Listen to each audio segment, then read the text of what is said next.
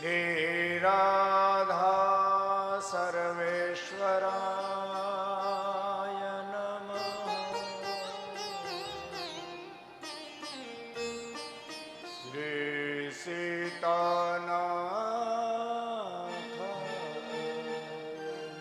नमः।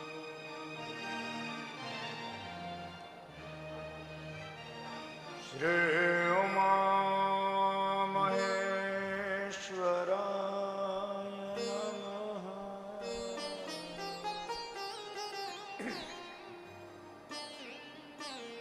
श्री लक्ष्मी नारायण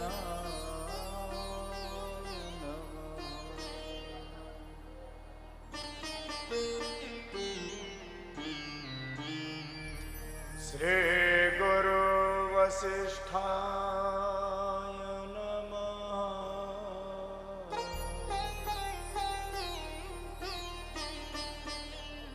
श्री हनुमते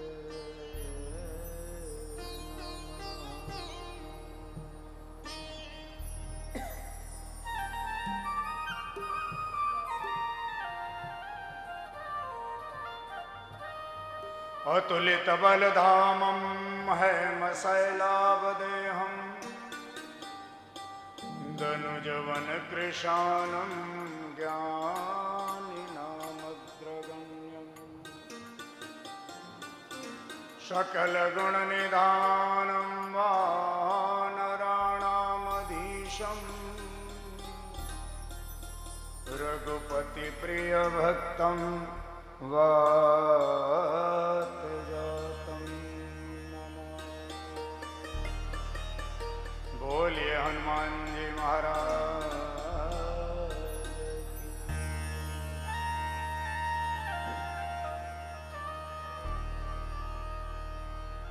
अंगे तु वामे वृषभानुजामुदा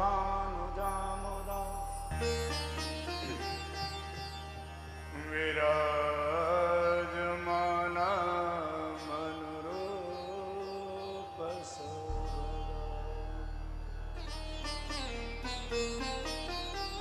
सखी सहस्रे परिसेवितां सदा स्मरे देवीं सकले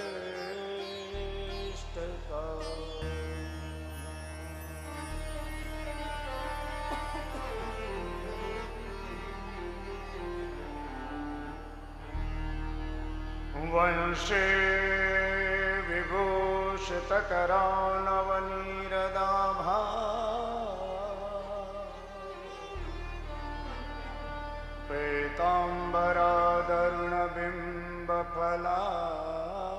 पीताम्बरादरुणबिम्बफलाधरुष्ठा पूर्णेन्दुसुन्दरमुखादरविन्दनेत्रा कृष्णात् परं किमतत्त्वमहं न जाने। कृष्ण त्वदीयपदपङ्कजपञ्जरान्ते अद्वैव मे विशतु मानसराजहंस।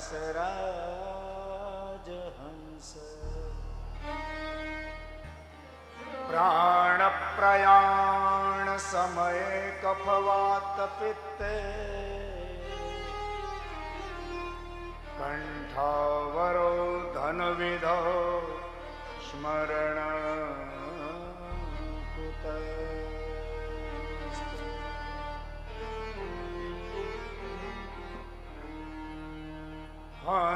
हंसादिभ्य समारंभा सनकादीन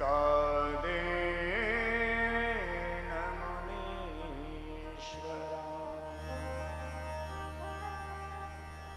अस्मदाचार्यपर्यन्तां वन्दे गुरुः परम्पराम्।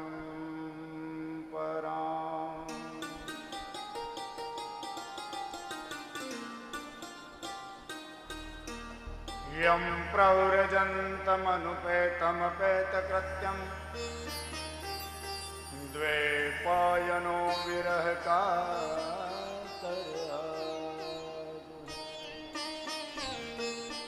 पुत्रेति तन्मयतया तरवोऽभिनेन्दु तं सर्वभूतहृदयं मुनिमानतोऽस्मि।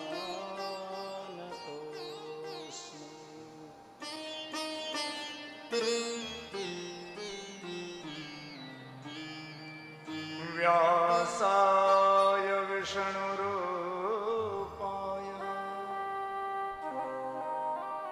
व्यासरूपाय विष्णवे नमो वै ब्रह्मनिधये वसिष्ठाय नमो नमः।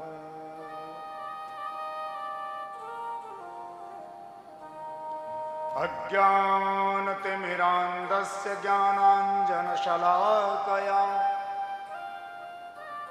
चक्षुर्मीलितं येन तस्मै श्रीगुरुवे नमः।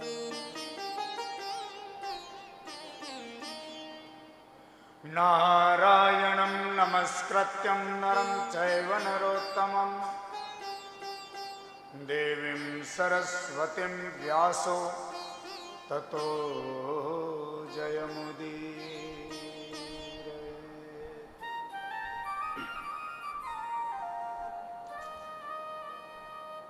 वन्दे वसिष्ठसत्यगुरुं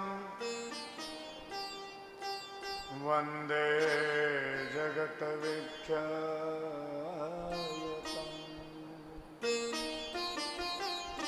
वन्दे रघुकुलतारकं मोक्षगुरुं वन्दे अरुन्धतीपतिम्।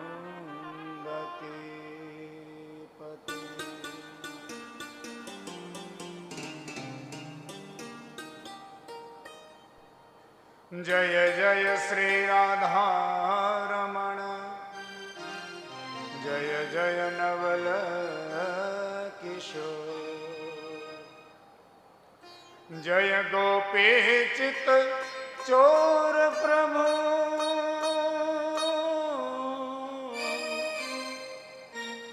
जय जय माखन चोर जय जय माखन चोर। बोले भागवत महापुराण की श्री वेदव्यास जी महाराज की श्री सुखदेव जी महाराज की श्री परीक्षित जी महाराज की उमापति महादेव की जय। रमापति रामचंद्र भगवान की जय। राधा वर कृष्ण चंद्र भगवान की जय। लक्ष्मी नारायण भगवान की जय। सद्गुरुदेव भगवान की जय। आबू राज की जय। आबू के सिद्ध महापुरुषों की जय। गुरु वशिष्ठ जी महाराज की जय। अरुंधति माता की जय। नंदनी गैया की जय। पाटनारायण धाम की जय। गौमुख धाम की जय।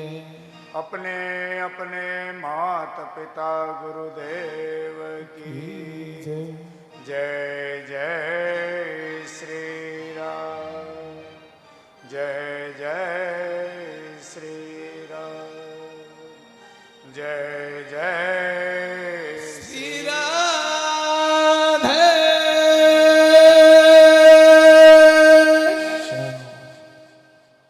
आइए त्रोतेय दिवस की कथा में हम सब प्रवेश करें। उससे पूर्व चित्त को चित्त चोर के चरणों में लगाते हुए 2 मिनट भगवान नाम संकीर्तन का आश्रय, उसके बाद तृतीय दिवस की कथा में हम सब प्रवेश करें।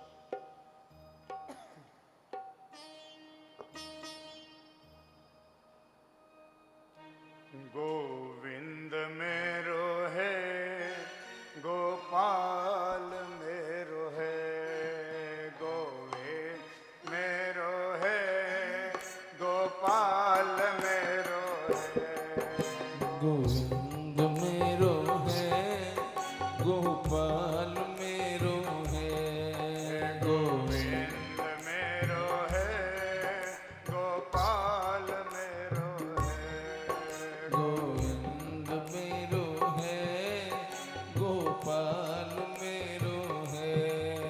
श्री बाके बिहारी नंदलाल मेरो है, श्री बाके बिहारी नंदलाल मेरो है। हाँ, गोविंद मेरो है, गोपाल मेरो है, गोविंद मेरो है, गोपाल मेरो है, गोविंद मेरो है, गोपाल मेरो है, हो गोविंद मेरो है, गोपाल मेरो है, गोविंद मेरो है, गोपाल मेरो है, गोविंद मेरो है, गोपाल मेरो है। दोनों हाथों से तालियों की सेवा। तो श्री बाके बिहारी नंदलाल मेरो है।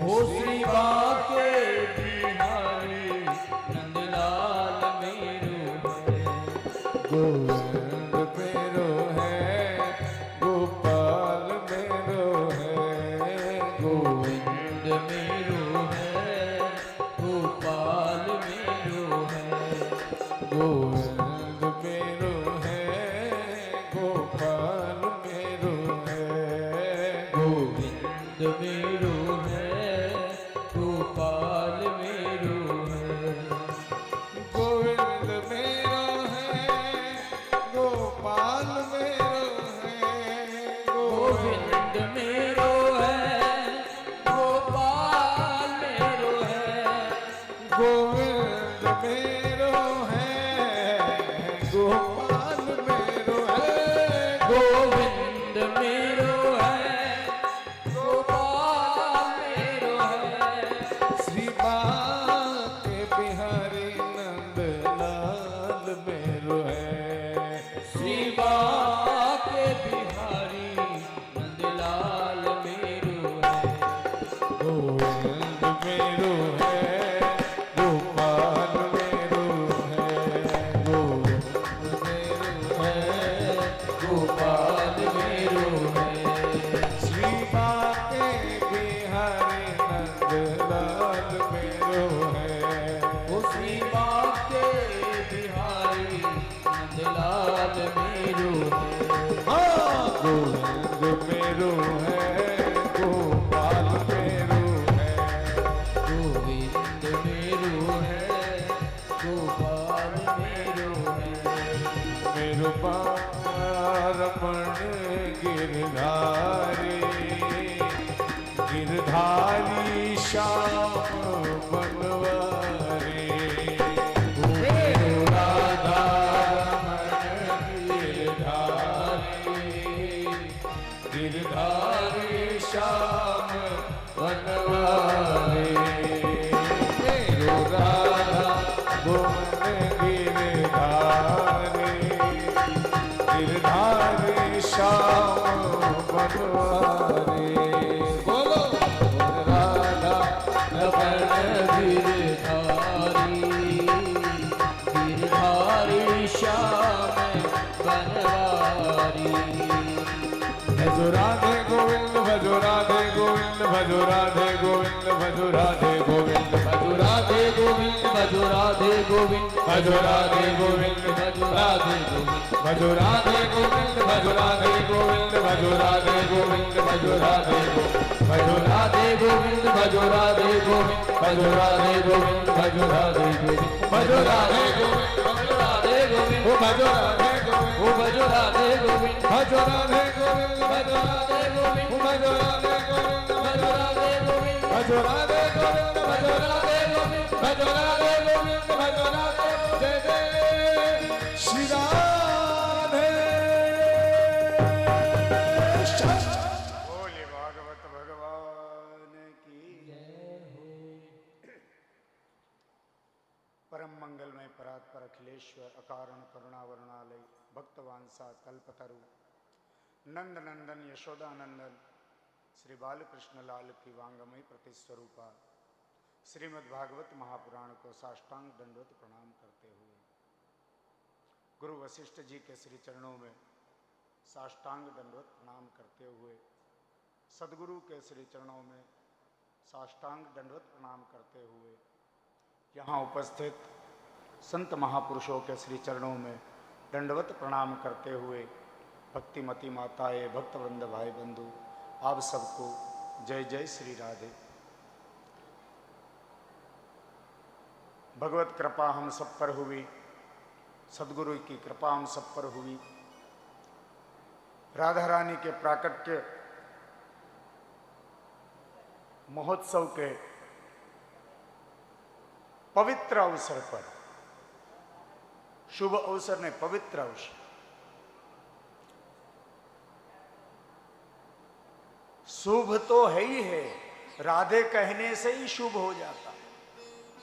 संतों का सानिध्य रोज हमें प्रथम दिन भोले बाबा पोथी यात्रा में पधारे और आएंगे, कल आए शायद आ जावे।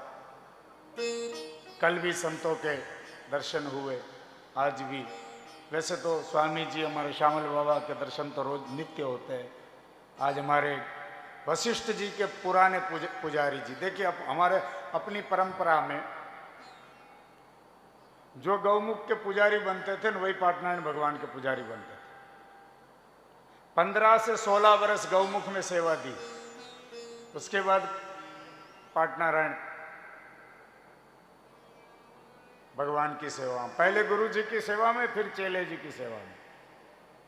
भाई वशिष्ठ जी तो भगवान राम के गुरु है, तो वो तो राम ही है, नारायण। तो ऐसे हमारे पुजारी जी मुरारीदास जी महाराज, हकीकत बताऊं ना तो आज इस गद्दी पर बैठने का जो श्रेय जाता है ना, ये दो महापुरुषों को जाता है, श्यामल बाबा की कृपा और पुजारी जी की कृपा। इस गद्दी पे गुरुजी ने तो आदेश दे दिया इन दोनों को, अब इनको ये कच्चा हीरा दे दिया तुम्हें, दोनों गुरुजी ने।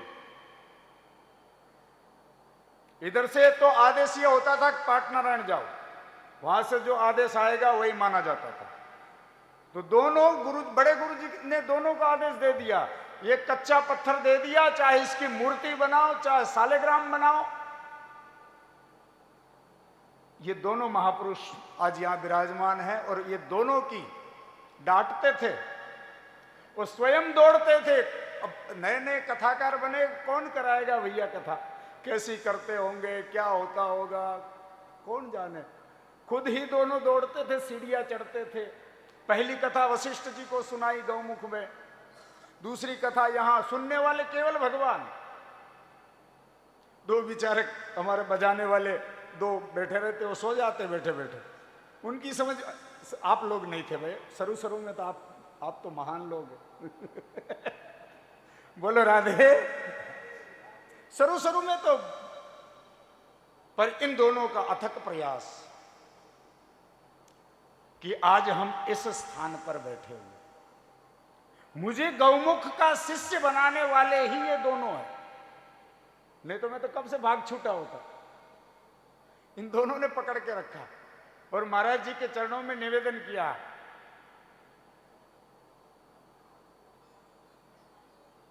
पुराना साथ है, 26-27 बरस का संग है और दोनों की बड़ी ही कृपा रही है इस दास पर। और स्वामी जी तो हमारे सेवा देते ही है। महाराज जी के काल में भी खूब दौड़ा दौड़ी करते थे, भागा दौड़ी करते थे। स्वामी जी ने भी कथा के लिए प्रयास किया है, अंबाजी वगैरह में कथा करवाई, अकेले दौड़ दौड़। उस समय तो दौड़ लेते थे, अब तो क्या दौड़ते चलते नहीं है। हम लोग लड़ते माता जी से, चलो चलो, लेकिन ये चलते नहीं है, बैठे रहते हैं।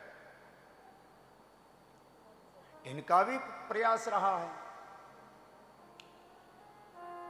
संतों का और भक्तों का संगम, और इंद्रदेव की कृपा रोज हो रही है। अब बस आने वाले ये रास्ते में ऐरावत हाथी पे चढ़ के निकल चुके हैं वहां से। बोलो राधे।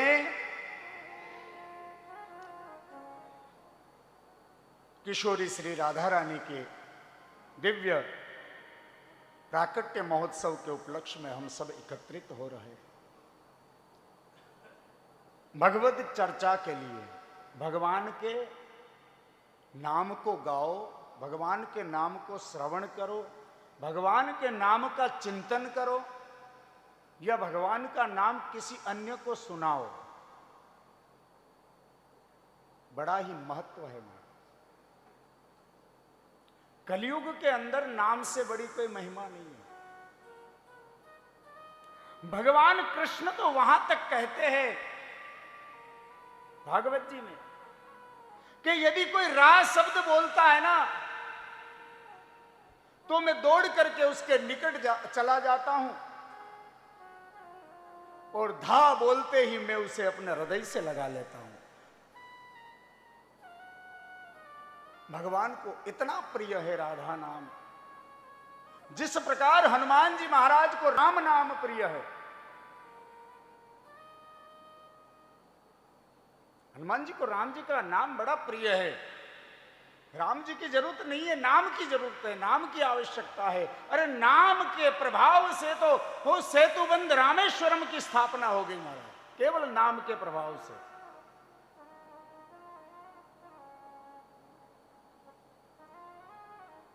नाम के प्रभाव से तो ध्रुव और प्रहलाद का कल्याण हो गया।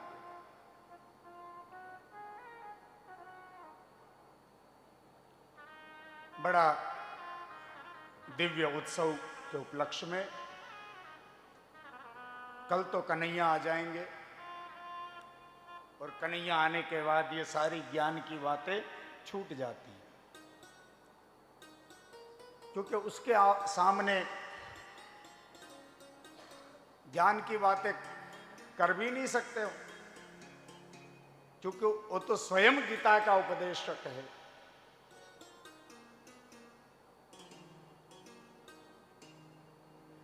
परंतु हम लोग यहां जिस उद्देश्य से एकत्रित हुए हैं, हमारा उद्देश्य क्या है? प्रियाजू राधा रानी का जन्म महोत्सव, प्राकट्य महोत्सव के उपलक्ष्य में भागवत कथा। भागवत कथा क्यों बोले? जीव कल्याण के लिए, जन कल्याण के लिए। लेकिन जिन प्रियाजू के, जिन किशोरी जी के जन्म उत्सव के उपलक्ष्य में हम ये आयोजन कर रहे हैं, हम लोग कथा श्रवण कर रहे हैं, या प्राकट्य महोत्सव हम अष्टमी के दिन जो मनाएंगे आने वाले रविवार को धूमधाम से, ये प्रियाजू का प्रागट्य हुआ कैसे? हमने भगवान कृष्ण की प्रागट्य की कथाएं भी सुनी, और कल शाम को भी सुनेंगे। हमें सबको पता है भगवान जेल में पैदा हुए, मामा कंस के डर के कारण मथुरा से रात को ही भाज गए, जो गोकुल पहुंच गए, सब पता है। लेकिन क्या आपको पता है कृष्ण की प्राण वल्लभा? पहली बात तो ये जिह्वा से श्री प्रियाजू के ब्रह्मा जी भी प्रियाजू की महिमा नहीं गा सकते। ये लिखा है पद्म पुराण के अंदर कि ब्रह्मा जी भी मौन हो जाते, क्योंकि उनकी महिमा गाना, जब ब्रह्मा जी जैसों को पसीना आ जाता है, ब्रह्मा जी जैसा स्तब्ध हो जाते हैं, तो हम और आप तो साधारण से जीव है, हम क्या अपनी चमड़े की वाणी से प्रियाजू की चर्चा कर पाएंगे। लेकिन उनके ही कृपा से, उनके ही द्वारा दिया हुआ जो भी टूटी फूटी वाणी में हम उनके चरणों में पुष्प निवेदित कर सके।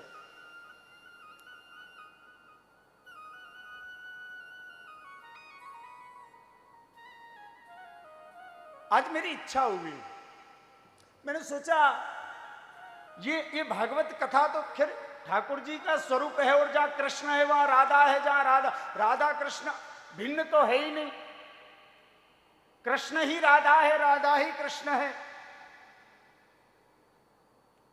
इच्छा हुई कि प्रियाजू की थोड़ी सी चर्चा होनी चाहिए।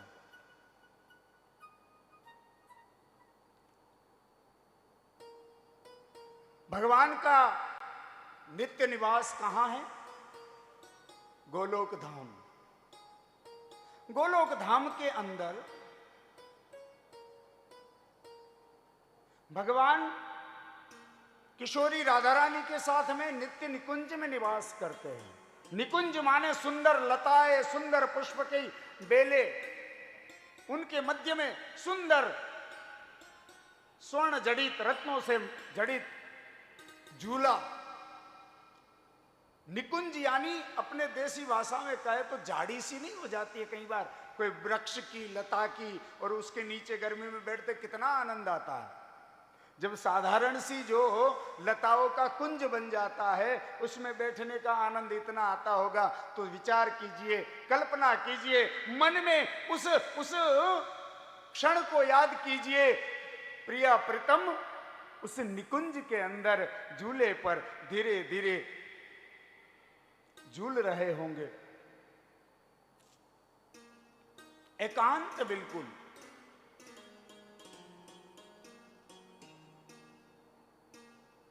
उसी समय भगवान का एक सखा, जिसका नाम है सुदामा, ये सुदामा नहीं, सुदामापुरी वाले सुदामा नहीं, गोलोक वाले सुदामा। भगवान के 3 सखाओं का नाम है सुदामा। एक तो सुदामा अपने गोलोक में निवास करते हैं, एक सुदामा अपने सुदामापुरी वाले, और तीसरे ब्रजमंडल के अंदर श्रीदामा नाम के सखा थे भगवान के। और चौथा भगवान का भक्त था मथुरा के अंदर, उसका नाम भी सुदाम देव था। कौन था वो? जो पुष्प की माला बनाता था राजा कंस के लिए, वो भी भगवान का भक्त था। तो ये सुदामा नाम का जो भगवान का मित्र था गोलोक धाम में, प्रिया प्रीतम नित्य निकुंज में विराजमान है। उसी समय सुदामा निकुंज में प्रवेश करते हैं। देखिए, ये भगवान की लीला है। प्रवेश किया, ठाकुर जी की दृष्टि पड़ी, प्रियाजू की दृष्टि पड़ी कि सुदामा जी, तो प्रियाजू को थोड़ा अच्छा नहीं लगा।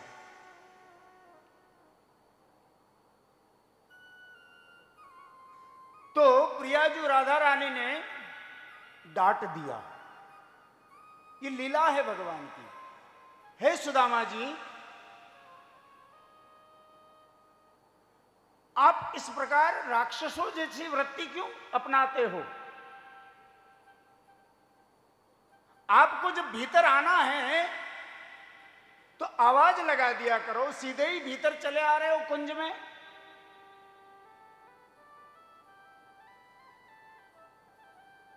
ये ठाकुर जी की लीला। प्रियाजू ने कहा, मैं तुम्हें श्राप दे देती हूं, राक्षस जैसी वृत्ति है तुम्हारी, जाओ राक्षस बन जाओ। और सुदामा भी तो भगवान का सखा है। सुदामा ने कहा, हे प्रियाजू किशोरी जी, मेरा कोई इरादा नहीं था कि आप दोनों की लीला में मैं विघ्न डालूं, लेकिन श्री कृष्ण को देखे बगैर मैं भी तो विरह में तड़पता हूं। मैं भी श्री कृष्ण के चेहरे को, कृष्ण के मुख को न देखूं तब तक मैं भी व्याकुल हो जाता हूं, और उस व्याकुलता में मैं भान भूल जाता हूं, और कृष्ण दर्शन के लिए, कृष्ण दर्शन की लालसा के लिए बिना टकोर किए, बिना पूछे भीतर आ जाता हूं। पर आपने तो मुझे इतना बड़ा श्राप दे दिया, मुझे कृष्ण से दूर कर दिया। हे प्रियाजू, जो कृष्ण से दूर होने का विरह मैं सहन करूंगा, वही विरह आपको भी सहन करना होगा। तुरंत भगवान खड़े हुए और कहा, हे श्री सुदामा, ये हमारी ही लीला है, आप जाओ, अब बद्रिकानाथ में निवास करना, क्योंकि सुदामा जो है ना वो भी स्वयं श्री कृष्ण का ही अंश है, कृष्ण से भिन्न नहीं है।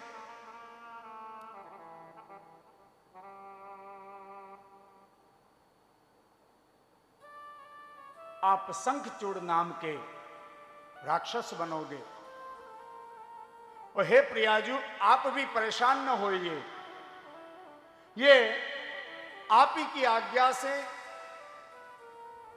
हमने सारी लीलाएं प्रारंभ की है। हमने वर्षों पूर्व अपने लाडले भक्त को वचन दिया है।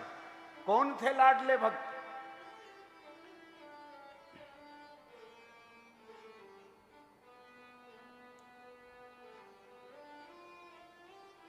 पूर्व काल में यक्षराज हुए, नृगराज हुए, और नृगराज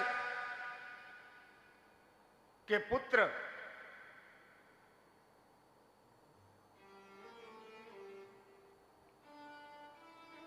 सुचंद्र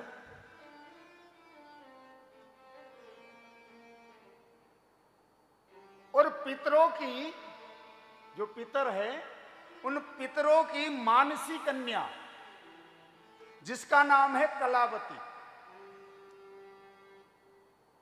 सुचंद्र और कलावती ने मिलकर के भगवान की वर्षों तक तपस्या की। भगवान प्रसन्न हुए और भगवान से इन दोनों ने निवेदन किया, है प्रभु, यदि आपकी कृपा हम पर हुई है तो हम लोग चाहते, हमारी हृदय की इच्छा है कि प्रियाजू किशोरी जी हमें पुत्री के रूप में प्राप्त हो, पुत्री के रूप में मिले। भगवान ने प्रसन्नता पूर्वक आशीर्वाद दिया। वही सुचंद्र और कलावती द्वापर में वृषभान जी और कीरत मैया के रूप में ब्रज भूमि में आए हैं।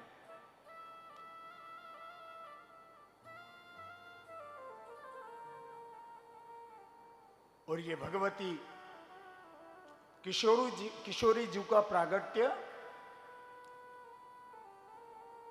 कीर्ति मैया के भवन में नन्ही सी किशोरी के रूप में हुआ है। हजारों कोटि चंद्र के प्रकाश के समान तेज है।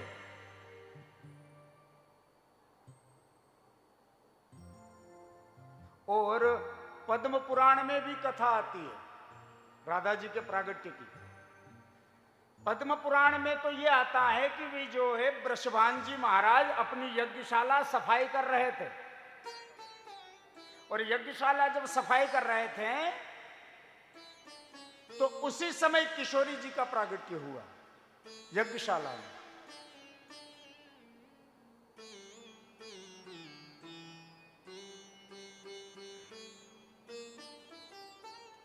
इस प्रकार प्रियाजू का प्रागट्य हुआ है। और देखिए, भगवती परा अंबा श्री राधा,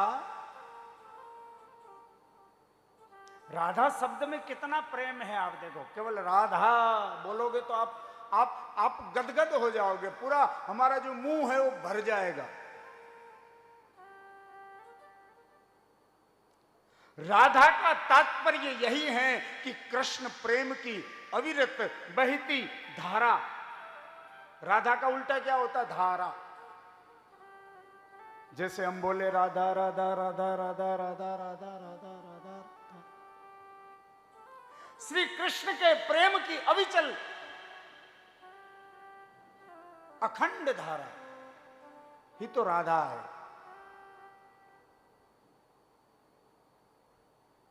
भक्ति की पराकाष्ठा ही राधा है।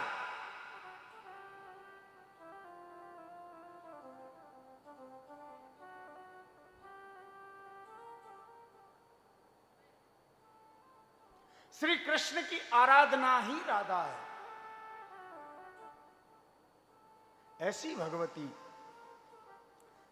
श्री किशोरी जी का हम लोग सब प्रागट्य महोत्सव मनाएंगे। कल की कथा में हम सब ने परीक्षित जी महाराज के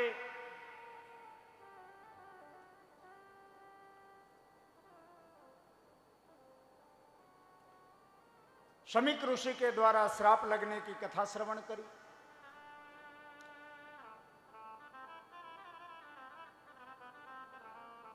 परीक्षित जी महाराज गंगा के पावन तट पर भी पधारे और तट पर आकर के देखिए, वहां बड़े बड़े ऋषि मुनि आए हैं, अत्रि, वशिष्ठ, गौतम, भृगु, लेकिन किसी को परीक्षित ने यह नहीं कहा कि महाराज आज से ठीक 7वें दिन मेरी मृत्यु है, मैं मरना नहीं चाहता हूं, मेरी रक्षा करो, मुझे बचा लो। नहीं कहा। न तो सुखदेव जी महाराज जब पधारे तो सुखदेव जी महाराज को भी यह नहीं कहा कि महाराज मुझे मृत्यु का भय उत्पन्न हुआ है, मुझे मृत्यु के भय से मुक्त कर दो। नहीं बोले तो क्या कहा? बोले मृम्माणशम किम कर्तव्यम, मरने वाले जीव को ऐसा कौन सा कार्य करना चाहिए कि वो सीधा भगवत धाम को चला जावे। बोलो राधे।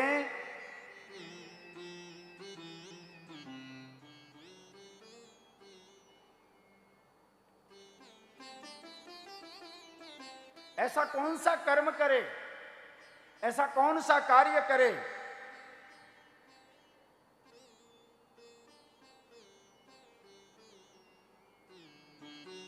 हमें पता चल जाए कि हमारी कल मृत्यु होने वाली है, तो फिर हमारे मुख पे राम नाम आएगा क्या? कल मरने की खबर सुनते ही इतने भयभीत हो जाएंगे, अरे राम राम, मैं तो कल मर जाऊंगा, मेरा क्या होगा, मैं तो कल मर जाऊंगा, मेरा क्या होगा है? अभी तो संपत्ति का बंटवारा नहीं किया, अभी तो बेटे की शादी नहीं किया, अभी तो फलाना काम बाकी है, मैं कल मर जाऊंगा, मैं कल मर जाऊंगा। वो कल की जगह अगले दिन ही मर जाएगा, अटैक आ जाएगा। मरने वाले जीव को क्या करना चाहिए? श्री सुखदेव जी महाराज प्रसन्न चित्त हो गए और राजा परीक्षित को कहने लगे, हे राजन, वर्यानेशते प्रश्नः क्रतो लोकहितं नृप, आत्मवित्त समंत पुंछा श्रोतव्यादियः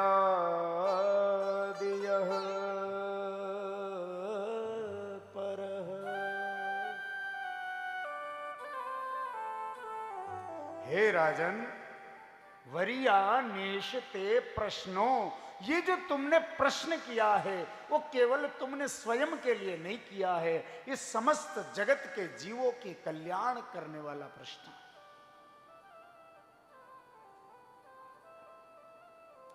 क्यों? क्योंकि ये अभागा मानव देह संसार के विषयों में ऐसे रमा पड़ा है, ऐसे रमा पड़ा है कि ये संसार के विषयों के दलदल से इसे निकालना बड़ा कठिन है, बड़ा कठिन।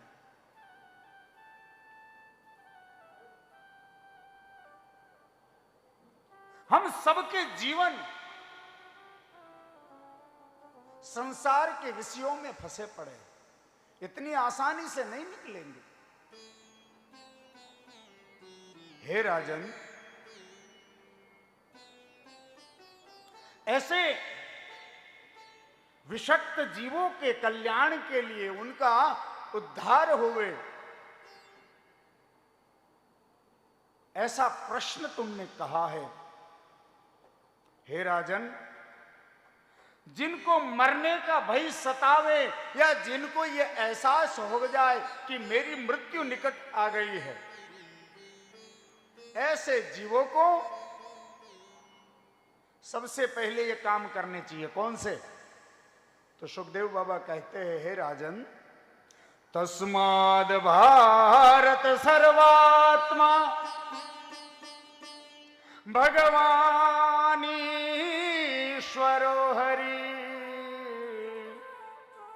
श्रोतव्य कीर्तितव्य च स्मरतव्य स्वेच्छा भयम्।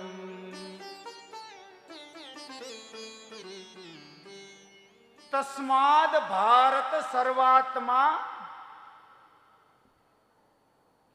भगवान ईश्वरो हरि, माने हर श्वास पर भगवान का नाम निकलना चाहिए मुख से। श्वास श्वास पर कृष्ण भजो, वृथा श्वास जनि खो,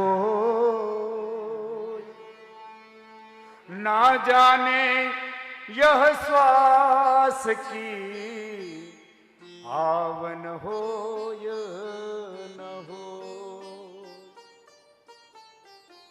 जिस श्वास को हमने भीतर लिया है, वो श्वास हम बाहर निकाल पाएंगे कि नहीं, हमें उसकी भी नहीं पता है, लेकिन हम बरसों की कल्पना में जीते हैं। हम पेढ़ियों की चिंता करते हैं, स्वयं की चिंता नहीं, पेढ़ियों की। महाराज जी, मेरे बेटे का क्या होगा, मेरे नाती का क्या होगा। एक सेठ जी अपनी पेढ़ी पे बैठे थे और अपने मुनीम से कहा कि भाई जरा हिसाब किताब करो, हमारे पास कितनी संपत्ति है, कितना धन है। तो मुनीम ने मोटा मोटा हिसाब करके कहा, सेठ जी। बोले हाँ। अरे सेठ जी, आपके पास तो इतना धन है, इतना धन है कि आपकी 32 पेढ़ी बैठी बैठी खावे। अच्छा। बोले 32 पेढ़ी बैठी बैठी खावे। तो सेठ जी उदास हो गए, दुखी हो गए। मुनीम ने कहा, सेठ जी 32 पेढ़ी बैठी बैठी खावे, इतना धन है, फिर उदास कैसे हो गए? भैया मेरी 33वीं पेढ़ी का क्या होगा? 32 पेढ़ी में तो खत्म हो जाएगा, 33वीं का क्या होगा? हम उन चिंता में लगे हैं, लेकिन हमें इतने अज्ञानी बन जाते हैं, हमें ये नहीं पता है कि हमने जो श्वास भीतर लिया वो बाहर निकाल पाएंगे कि नहीं, जो श्वास हमने बाहर छोड़ा वो हम भीतर ले पाएंगे कि नहीं, उतनी भी हमें नहीं पता है। संसार के विषयों में रमे जा रहे। हे राजन, जिनको मृत्यु का भय सतावे, उस जीव को एक ही काम करना चाहिए। बोले क्या? बोले भजन, भगवान का नाम। कर से कर्म करहि विधि नाना, मन राखहु जहां कृपा निधाना। दोनों हाथों से भगवान की सेवा करनी चाहिए, मन को भगवान के चरणों में चिपका देना चाहिए। और रात दिन गोविंद गोविंद राम, जो इष्ट है, जो प्यारे प्रभु है। और देखिए, हमारा मन विषयों में भटकता है, हमारे मन को अलग अलग मिष्ठान पाने का मन करता, हमारे मन को अच्छे अच्छे वस्त्र पहनने का मन करता है, विषयों में भटकते हैं। मन को यदि एकाग्र करने का, मन को यदि स्थिर करने का कोई साधन है तो भगवान के नाम का जप। हाँ, शुरू शुरू में थोड़ी आलस आएगी, लेकिन जब अभ्यास हो जाएगी, जब आदत में आ जाएगा,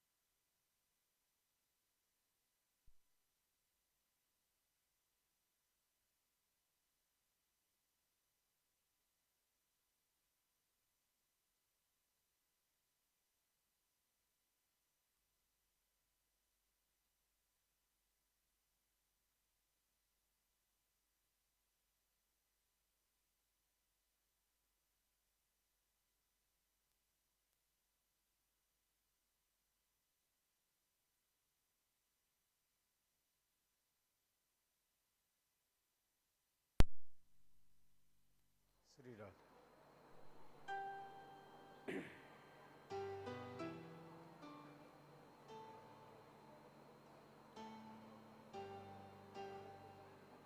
परीक्षित कहते हैं, हे महाराज, ये मन ही तो है जो वश में नहीं हो रहा,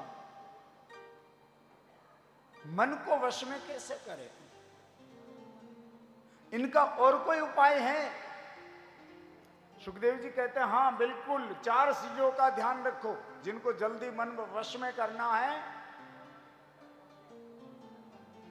मन हमारे अंतर्गत रहना चाहिए, लेकिन हम मन के अंतर्गत रहते हैं। और ऐसे जीवों को जिनका मन भटकता है ज्यादा, ऐसे जीवों को 4 बातों का ध्यान रखना चाहिए। सुखदेव जी, जितासनो जित संगो जित श्वासो जितेंद्रिय।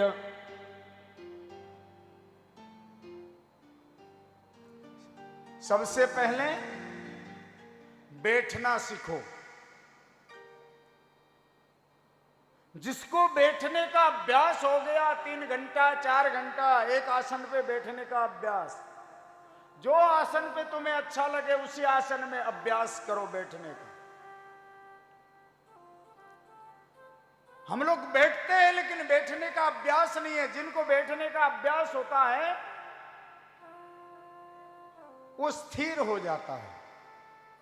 हम तो थोड़ी देर बैठेंगे, कमर इधर करेंगे, कभी हाथ खुजलाएंगे, कभी सिर खुजलाएंगे, कभी कमर पे हाथ ले जाएंगे, कभी पांव लंबा करेंगे। उसे बैठने का अभ्यास नहीं कहते। बैठने का अभ्यास मतलब एक आसन पे कम से कम 3 घंटा बैठ लो बिना हिले डुले।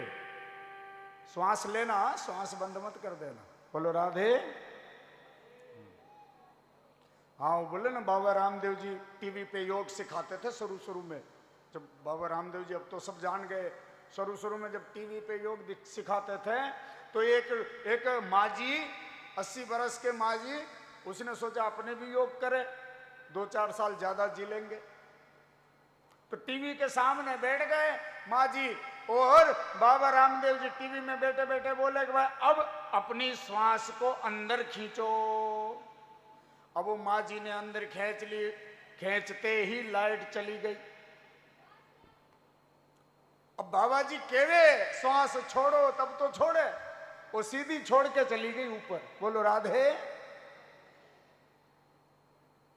आसन को जीतने का अभ्यास करना।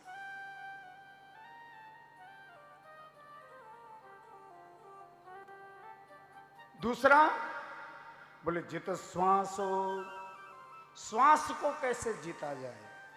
बोले श्वास जीतने का मतलब होता है कि क्रोध को वश में करो, क्रोध पर नियंत्रण रखो। क्योंकि संसार के जितने भी संबंध खराब होते हैं उसके पीछे एक ही कारण होता है, क्रोध।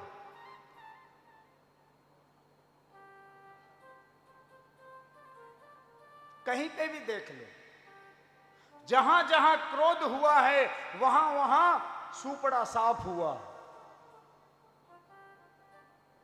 जहां भी क्रोध हुआ,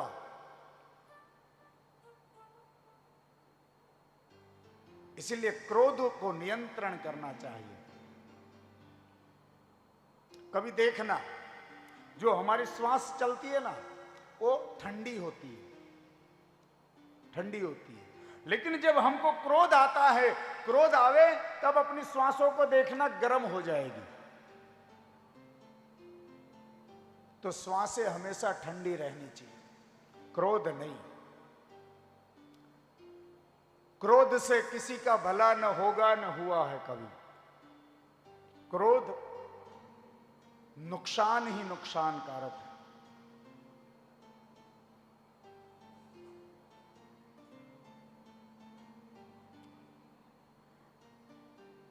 क्रोध की अग्नि इतनी खतरनाक है महाराज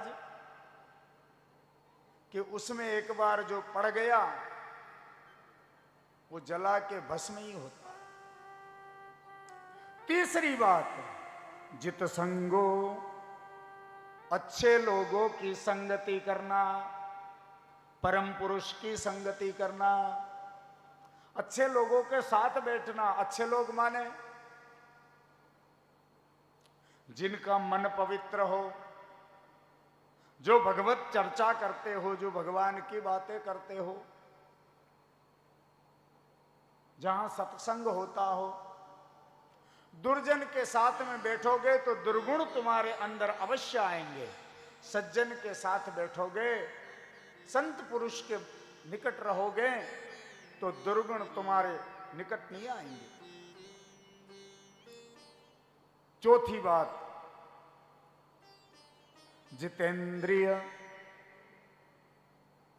ये हमारी जो इंद्रियां है, 10 इंद्रिय, इन पर हमारा कब्जा होना चाहिए। ये हमारे नियंत्रण में चलनी चाहिए।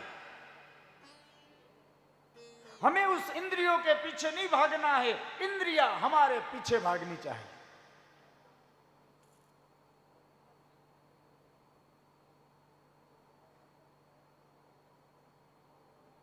भगवान का भोग लगाओ, खूब मिठाई खाओ। मिठाई खाने का मन है तो बिल्कुल मिठाई बनाओ, लेकिन भगवान का भोग लगा के अपने जिह्वा रूपी इंद्री को भगवान का प्रसाद पवाओ। अपने कानों के द्वारा भगवान की महिमा सुनो, भगवान का भजन सुनो, गुरुजनों की वाणी सुनो, मुख से हरि गुण गाओ, नेत्रों से गोविंद के दर्शन करो। हमें तो दर्शन करना भी नहीं आता है, नहीं आता। हम लोगों को दर्शन करना आता ही कहां है। दर्शन का मतलब क्या होता है? देखना। सीधी भाषा में केवल दर्शन, देखना। लेकिन हम क्या करते हैं? मंदिर में जाते, ठाकुर जी के सामने आंख बंद करके खड़े हो जाते हैं। जब आंख ही बंद कर दिया तो ठाकुर जी के दर्शन कैसे होंगे? जब हम भगवान के मंदिर में दर्शन करें तो हमारे नेत्र गोविंद के चरणों में होना चाहिए, गुरुजनों के चरणों में होने चाहिए, और बंद नहीं, खुले होने चाहिए। क्योंकि हमें भगवान के नख चंद्रिका के, गुरुदेव के नख चंद्रिका के दर्शन करने हैं और वहां से ऊपर चढ़ना है। फिर अंत में मुखमंडल के दर्शन का मतलब मंदिर में जाके आंख बंद करके खड़ा होना नहीं है। मंदिर में जाके दर्शन करना है, और दर्शन हमेशा बड़ो गुरुजनों के, भगवान के दर्शन उनके नख चंद्रिका से। नख चंद्रिका यानी दाहिने पांव के अंगूठे के नखून से प्रारंभ होते हैं, और फिर ऊपर चढ़ा।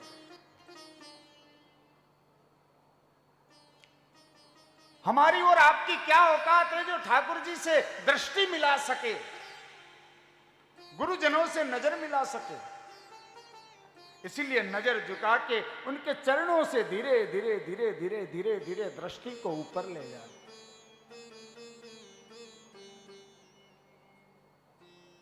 सज्जन पुरुषों का संग कर।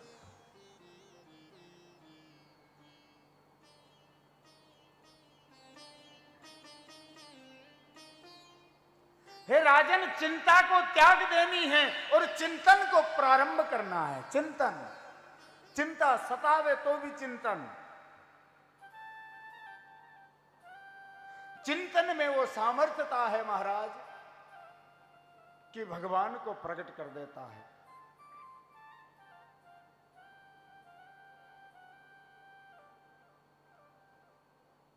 हे राजन, इन सभी बातों का ध्यान रखकर भगवान का भजन प्रारंभ कर देना है,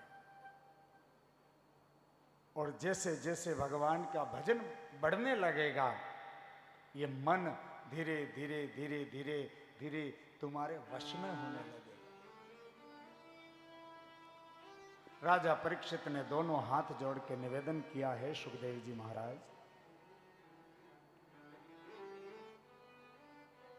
ये जो उपदेश आप मुझे श्रवण करा रहे हो, इस उपदेश को आपने भागवत धर्म कहा है। हे महाराज, मेरी जानने की उत्सुकता है, ये सारा संसार भगवान कैसे बनाते हैं, क्यों बनाते हैं, किस लिए बनाते हैं, ये सब मुझे आप समझाइए। श्री सुखदेव जी कहते हैं, हे राजन, ये सृष्टि में पहले कहीं कुछ नहीं था। बोले तो केवल और केवल निर्गुण निराकार ब्रह्म थे, जिनका कोई आकार नहीं है, कोई रूप नहीं है। अच्छा, यदि हम कहते हैं कि निर्गुण निराकार ज्योति स्वरूप है, तो ज्योति का भी कोई ना कोई आकार तो अवश्य होता है। हम यदि ये कहें कि निर्गुण निराकार ब्रह्म बिंदु स्वरूप है, तो बिंदु का भी कोई ना कोई रूप जरूर होता है। लेकिन ये निर्गुण निराकार ब्रह्म का तो कोई रूप है ही नहीं। न उसे हाथ है, न पांव है, न मुख है, न नेत्र है, न स्वरूप है, न छाया है। जैसे हवा, हवा का कोई रूप होता है? हवा को किसी ने देखा? नहीं देखा ना। हवा कब दिखती है? जब हवा चलती है, उसके अंदर आप मुट्ठी भर के रंग उड़ाओगे तो वो रंग उड़ेगा, तब हमें पता चलेगा कि हवा चल रही है। या हवा हम देख नहीं पाते हैं, लेकिन हवा हमारे शरीर को स्पर्श करती है, तब हमें महसूस होता हाँ कि हवा आ रही है। यही स्वरूप भगवान का निर्गुण निराकार है। बाद में भगवान सगुण निराकार बने। सगुण निराकार का तात्पर्य सीधी भाषा में समझो तो जो बिजली के तार है, भाई बिजली तो है लेकिन कहां है? बोले तार में दौड़ रही है। अच्छा, तार में दौड़ती हुई बिजली हमें दिखती है क्या कभी? है बिजली तार में, लेकिन दिखती नहीं है, क्योंकि वो निर्गुण सगुण निराकार है, इसलिए है लेकिन दिखती नहीं है। वो दिखेगी कैसे? वो तार को हाथ लगाएंगे तब झटका लगेगा, या उस पर होल्डर लगा के बल्ब टांगेंगे तो बल्ब जलेगा, पंखा लटकाएंगे तो पंखा जलेगा। वैसे ही भगवान सगुण निराकार, फिर भगवान सगुण साकार रूप धारण करके इस सृष्टि पर राम, कृष्ण, परशुराम आदि अवतार लेके अवतरित होते हैं और प्रत्यक्ष हमें दर्शन होते हैं। तो ये निर्गुण निराकार ब्रह्म जब संसार में कहीं कुछ नहीं था, स्थावर जंगम अंडज उद्भिज स्वेदज रजायु कहीं पर कुछ भी नहीं था, तब निर्गुण निराकार ब्रह्म ही ब्रह्म थे। तो भगवान ने जब निर्गुण निराकार ब्रह्म थे, वो निर्गुण निराकार ने सगुण निराकार बनने के लिए सबसे पहले जल को उत्पन्न किया। उत्पन्न कहां से किया? जब कुछ था ही नहीं।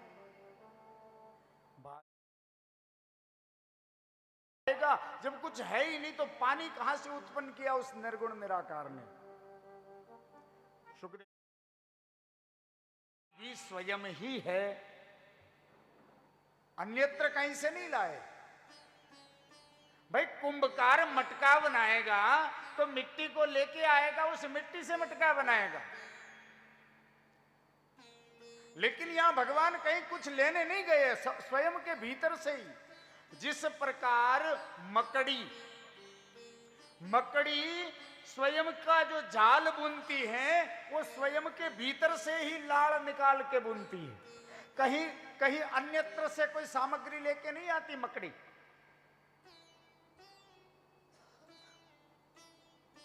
उसी प्रकार भगवान ने स्वयं से ही जल का निर्माण किया। फिर भगवान ने एक निर्गुण निराकार से सगुण निराकार रूप बनाया, जिसको कहते हैं हम भगवान नारायण। स्वयं से ही शेषनाग की सैया उस जल पर बनाई और उस जल के ऊपर शेषनाग की सैया पर भगवान ने आराम किया, अयन किया। अयन मानी आराम। आपने भगवान विष्णु का शेषशायी फोटो देखा होगा, शेषनाग की छैया पर क्षीर सागर में ऐसे लेटे हुए, तो अयन किया। जल को संस्कृत में कहते हैं नार। नार के ऊपर शेषनाग की छैया पर भगवान लेटे अयन किया, इसलिए इस निर्गुण निराकार ब्रह्म का पहला नाम हुआ नारायण। बोलिए नारायण भगवान की।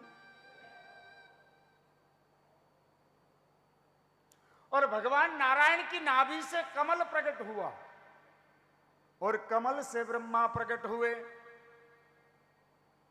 कमल पे ब्रह्मा जी प्रकट होके चारों तरफ देखने लग गए तो ब्रह्मा जी के 4 मुख हो गए।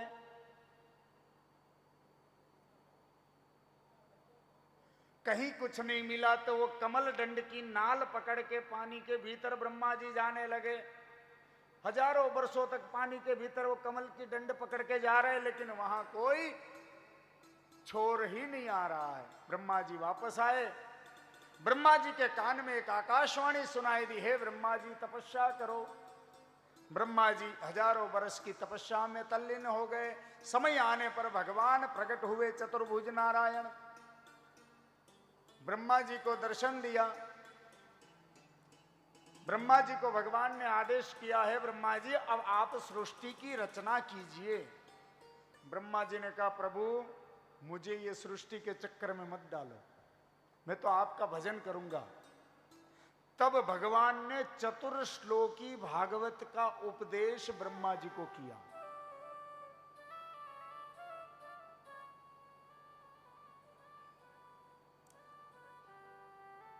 और ब्रह्मा जी के मोह को नष्ट किया और कहा, है ब्रह्मा जी अब आप सृष्टि का विस्तार कीजिए।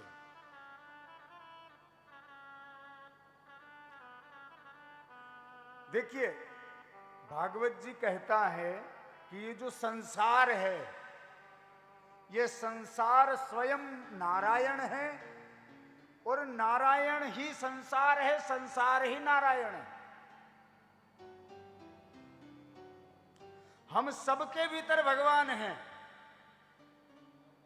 लेकिन हमें किसी के भीतर दिखते नहीं है। कितनी विडंबना की बात है। सिया राम मैं सब जग जानी, करहूं प्रणाम जोरी जुग पानी। सबके भीतर सिया राम के दर्शन करने चाहिए, सबके भीतर ठाकुर के दर्शन करने चाहिए, लेकिन हमें किसी के भीतर भगवान के दर्शन नहीं होते हैं। हम कहते हैं आत्मा सो परमात्मा, लेकिन मानते नहीं है। हम ये भी जानते हैं कि सबके भीतर एक एक आत्मा है और आत्मा परमात्मा का स्वरूप है, लेकिन हम मानते नहीं हैं, केवल जानते ही जानते हैं।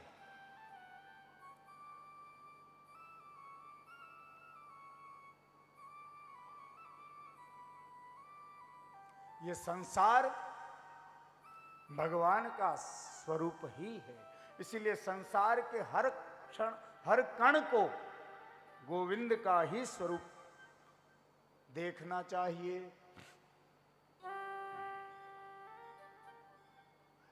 अच्छा, भगवान कभी जीव के साथ में भेदभाव नहीं करता है। बोलो राधे। भगवान जीव के साथ में कभी भेदभाव नहीं करता। यदि भगवान ही भेदभाव करते हैं तो भगवान सुदामा की झूपड़ी पर नहीं जाते, सुदामा को अपना मित्र नहीं बनाते, क्योंकि भगवान तो सर्वशक्तिमान द्वारकाधीश और सुदामा एक साधारण टूटी फूटी झोपड़ी में रहने वाला गरीब ब्राह्मण, लेकिन भगवान ने उसे भी अपने हृदय से लगाया। यदि भगवान ऊंचा नीचा देखते, ज्ञानी अज्ञानी देखते, तो भगवान प्रहलाद को कभी अपने हृदय से नहीं लगाते, क्योंकि प्रहलाद तो राक्षस कुल में पैदा हुआ।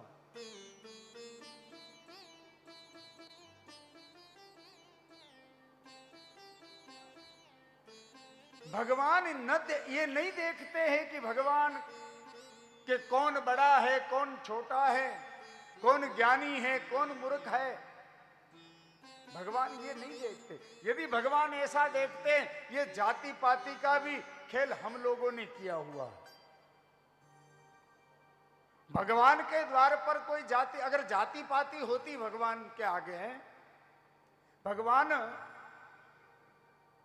जातियों में भेद मानते हैं, तो मेरे गोविंद विदुर के घर जाकर के विदुरानी के छिलके कभी नहीं खाते, विदुरानी के हाथ की केले के छिलके और तांदुलिये की भाजी कभी नहीं खाते, क्योंकि विदुर तो दासी का पुत्र है। लेकिन गोविंद ये भेद कहीं नहीं रखते। भगवान के लिए तो सब समान। एक पिता के लिए जितने भी, यदि पिता के 4 संतान हैं, तो वो पिता के लिए, वो मां के लिए, वो चारों संतान बराबर होती है। चारों में समभाव होता है माता पिता का। उसी प्रकार भगवान जगत के पिता हैं। गुरु अपने शिष्यों में कभी भेद नहीं करता है। यह जरूर है कि गुरु अपने योग्य शिष्य को जिम्मेदारी देता है, लेकिन भेद नहीं करता है। गुरु के लिए शिष्य, पिता के लिए पुत्र सब एक समान होते हैं। उसी प्रकार भगवान कभी भेद नहीं करते हैं। राजा परीक्षित ने प्रश्न कर दिया, हे श्री शुकाचार्य जी महाराज, आपने अभी अभी विदुर का नाम लिया, ये विदुर कौन है? मैं जानता हूं विदुर जी, मैंने सुना है विदुर भगवान के परम भक्त है, और भगवान ने विदुर के घर जाकर के विदुर की झोंपड़ी पावन की है। मुझे एक कथा श्रवण कराइए, मैं सुनना चाहता हूं भगवान हस्तिनापुर का त्याग करके विदुर की झोंपड़ी पर क्यों गए? दुर्योधन के 56 भोग को छोड़कर विदुरानी की तांदुले की भाजी क्यों खाई? मैं जानना चाहता हूं। तब श्री सुखदेव जी महाराज कहते हैं, हे राजा परीक्षित, कौरवों ने पांडवों को कपट से धृत क्रीड़ा में हराया, पांडवों को वनवास हुआ।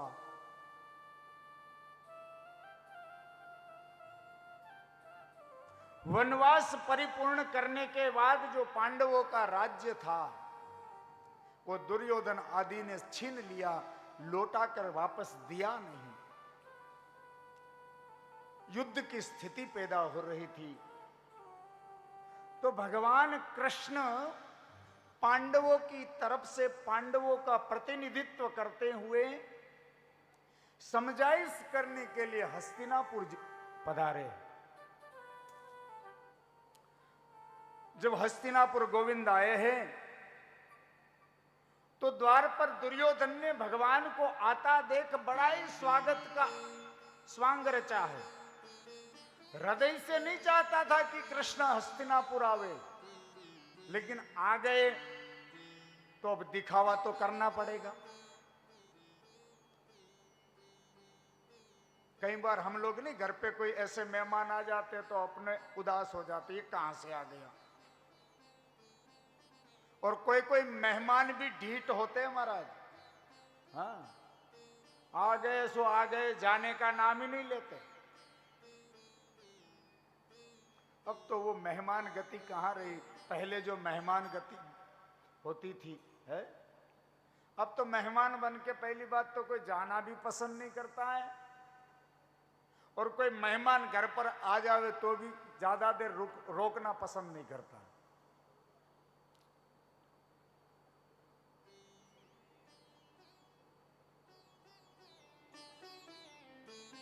उदास दुर्योधन था, लेकिन क्या करे, दिखावा तो करना है। स्वागत किया गोविंद का।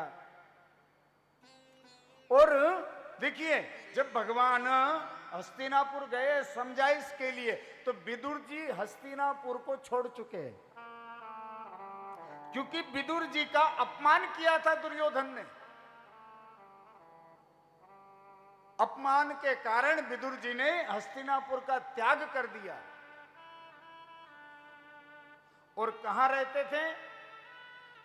हस्तिनापुर के निकट कदली वन था। कदली वन यानी केलों का जंगल, जहां केले ही केले होते थे। उस कदली वन में छोटी सी झुपड़ी बनाकर पति पत्नी दोनों विदुर विदुरानी निवास करते हैं और भगवान का भजन करते हैं।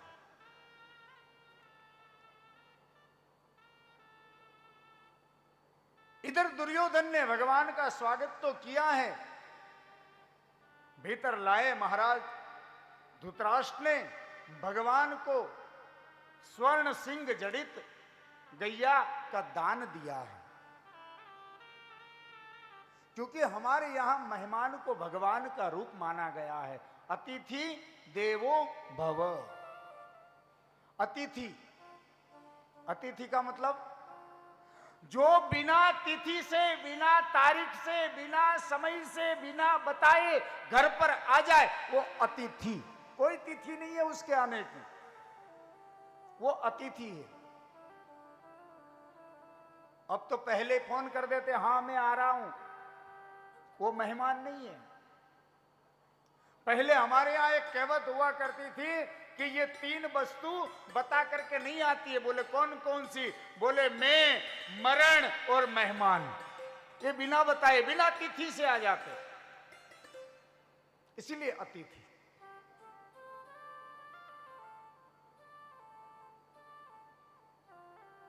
तो अतिथि स्वागत के लिए धृतराष्ट्र ने कृष्ण को स्वर्ण सिंह जड़ित गैया दान दी है। स्वागत हुआ है कौरवों की सभा में। दादा भीष्म, गुरु द्रोण, कृपाचार्य, कृतवर्मा सबने भगवान को प्रणाम किया है। भगवान अपने आसन पर विराजमान हुए।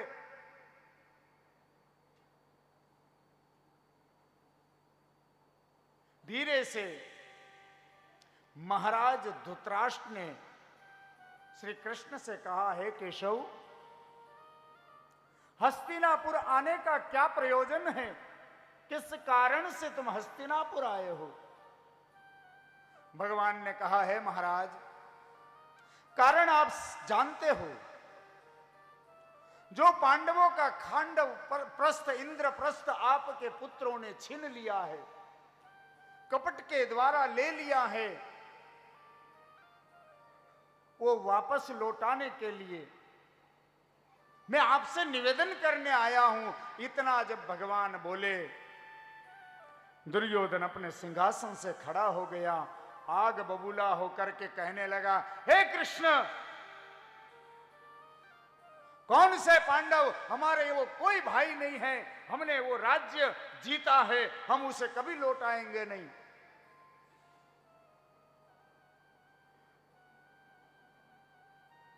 हे कृष्ण, तुम तो राज्य की बात छोड़, 5 गांव की बात छोड़, सुई कितनी बड़ी होती है? सुई जिससे हम कपड़े सिलाई करते हैं, वो सुई कितनी बड़ी होती है? 2 इंची की होती है, छोटी सी पतली सी होती है ना। वो सुई की नोक, यानी जो आगे धारदार भाग है, नुकीला भाग है, कितना पतला होता है? दुर्योधन कहता है उस सुई की नोक पर जितनी मिट्टी आवे, उतनी मिट्टी भी मैं हस्तिनापुर की पांडवों को नहीं दूंगा, नहीं दूंगा, नहीं दूंगा। जब दुर्योधन ने ऐसा कहा तो भगवान कृष्ण को क्रोध आया। भगवान खड़े हुए, खड़े होते ही भगवान ने विराट रूप धारण कर लिया। और जैसे ही गोविंद ने विराट रूप धारण किया, वो सभा में सबकी आंखें चौंधिया गई। भगवान के विराट रूप के दर्शन किसी से नहीं हुए, केवल दादा भीष्म ने भगवान के उस दिव्य रूप के दर्शन किए। तुरंत धृतराष्ट्र ने दुर्योधन को डांटा, है मूर्ख, बैठ जा। अतिथि से इस प्रकार बात करते हैं, मेहमानों से ऐसे बात करते हैं, बैठ जा। बिठा दिया। दुर्योधन ने कहा, है केशव, क्षमा करना, थोड़ा आवेश में आ गया। अरे ये राजनीति की बातें तो होती रहेगी। मेरी मां गांधारी ने आपके लिए 56 भोग बनाए हैं।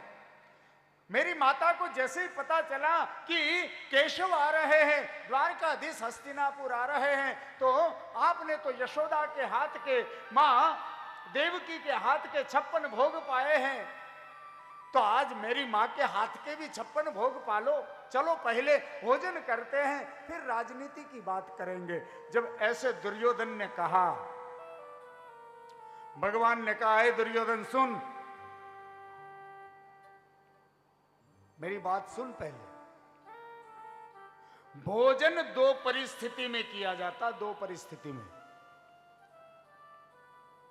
बोले, एक तो भोजन करने वाले को भूख लगी हो, भाई हमें भूख लगी होगी तभी तो हम भोजन करेंगे। दूसरा, भोजन करवाने वाले को भोजन करने वाले के प्रति भाव हो तो। अब हम आपके घर भोजन करने आवे और आपका भाव ही नहीं हो तो वो भोजन करने से क्या मतलब है? दोई बीज भोजन कीजे राजन, विपत पड़े या प्रीत, तेरी प्रीत न मोरे आपदा, यह बड़ी अनरीत। हे दुर्योधन, भोजन दो स्थिति में होता है।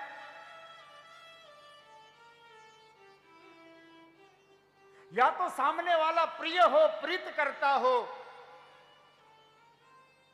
या भूख लगी हो। न तो मुझे भूख लगी है और न तेरे अंदर मेरे प्रति कोई भाव है, प्रेम है। ये तो दिखावे का प्रेम है। और वैसे भी दुर्योधन, मेरा भोजन तो मेरे परम मित्र विदुर के घर है। दुर्योधन के 56 भोग का त्याग करके, हे परीक्षित, भगवान विदुर की झोपड़ी पर पहुंचते हैं। जैसे ही विदुर जी को पता चलता है कि गोविंद मेरे घर आ रहे हैं, विदुर जी थैला उठा करके भगवान के लिए, क्योंकि विदुर विदुरानी तो उपवास करते हैं, केले के फल का सेवन करते हैं और कदली वन में रहते हैं, अन्न नहीं ग्रहण करते हैं। अब भगवान घर आ रहे हैं तो भगवान के लिए कुछ तो होना चाहिए। तो विदुर जी को पता चलते ही अपना थैला उठाया, बाजार में चले गए भगवान के लिए कुछ मिष्ठान वगैरह लेने। और इधर विदुरानी घर के भीतर अकेली है।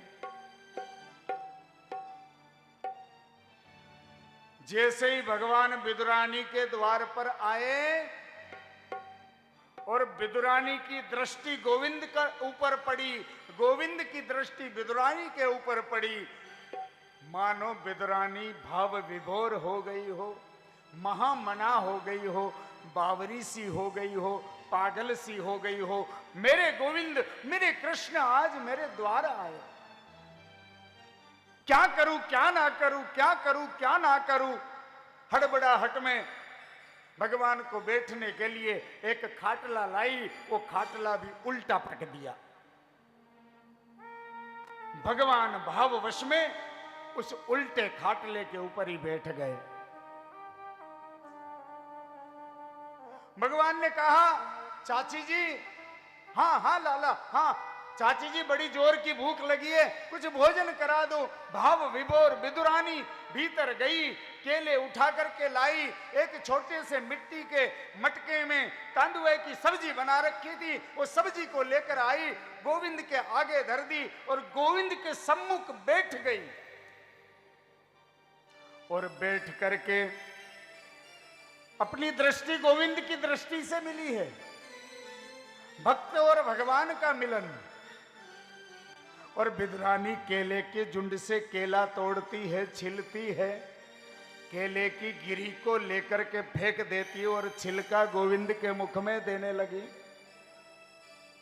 और गोविंद भी भाववश में विदुरानी के छिलके को खाने लगी। विदुर घर पावना, विदुर घर पावना, आज हरि आए विदुर घर पावना, आज हरि आए विदुर घर पावना, आज हरि आए विदुर घर पावना, विदुर घर पावना, विदुर घर पावना, विदुर घर पावना, विदुर घर पावना, आज हरि आए विदुर घर पावना, आज हरि आए विदुर घर पावना।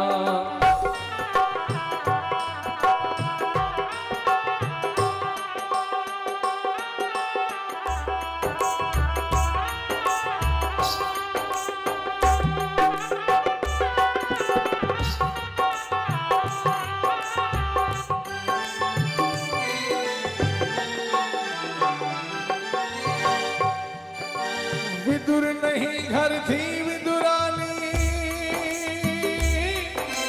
आवत देखे सारंग पानी, आवत देखे सारंग पानी, आवत देखे सारंग पानी। फूली अंग समावे न चिंता, फूली अंग समावे न चिंता, भोजन कहाँ जिमावना, आज हरि आए विदुर घर पावना, आज हरि आए विदुर घर पावना।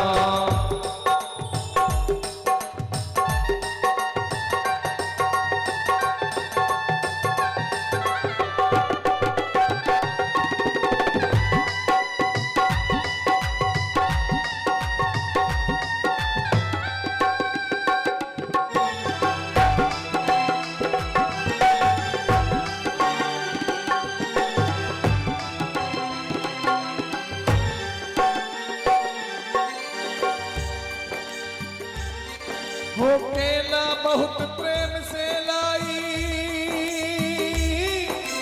गिरी गिरी सब देख गिराए, गिरी गिरी सब देत गिराई, गिरी गिरी सब देत गिराई। छिलका देत शाम मुख माही, छिलका देत शाम मुख माई, लागे बहुत सुहावना, आज हरि आए विदुर घर पावना, आज हरि आए विदुर घर पावना।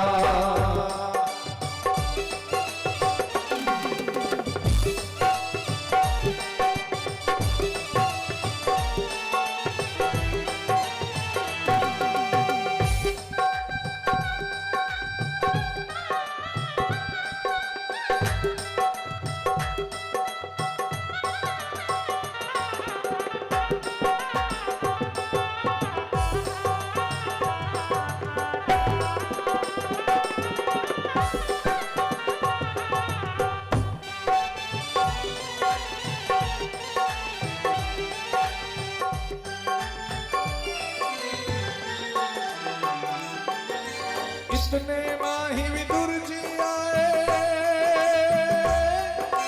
खारे खोटे वचन सुनाए, थारे खोटे वचन सुनाए, थारे खोटे वचन सुनाए। छिलका देत शाम मुख माही, छिलका देत शाम मुख माही, वहाँ कमाई भावना, आज हरि आए विदुर घर पावना, आज हरि आए विदुर घर पावना।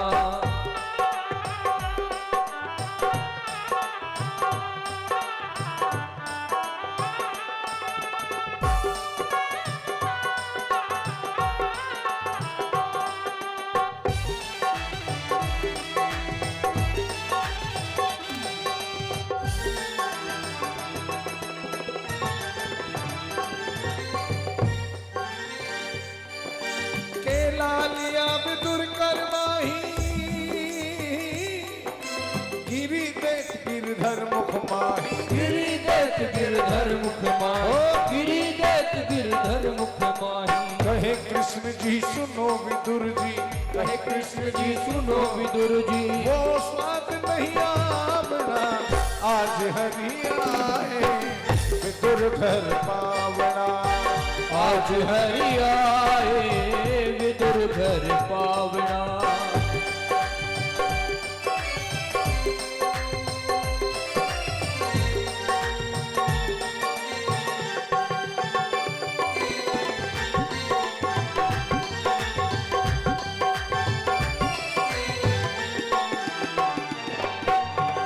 बासी खूची रूखे सूखे, हम तो विदुर प्रेम के भूखे, हम तो मधुर प्रेम के भूखे, हम तो मधुर प्रेम के भूखे। शंभु सखी धन धन्य विदुर जी, शंभु सखी धन धन्य विदुर जी, हम तन मान बढ़ावना, आज हरि आए विदुर घर पावना, आज हरि आए विदुर घर पावना। आज हरि आए विदुर घर पावना, आज हरि आए विदुर घर पावना, विदुर घर पावना, विदुर दुर्धर पार।